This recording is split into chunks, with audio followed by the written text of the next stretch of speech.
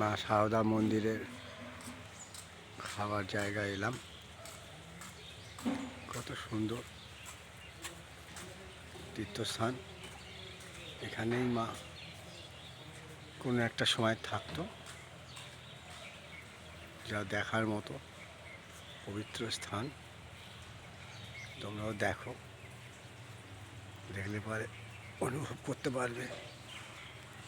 খাওয়া দাওয়ার ব্যবস্থা আছে, খুব সুন্দর, খুবই সুন্দর। এই দেখো, আমাকেও দেখো, আমি এসেছি মায়ের স্থানে। এবার এখান থেকে আবার যাব আর একটা জায়গায়, রামকৃষ্ণ স্থানে যাব।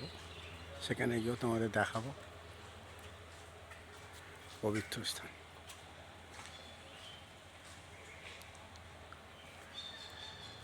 এটা নতুন করে আবার হচ্ছে প্রত্যেক দর্শকের বসার জন্য।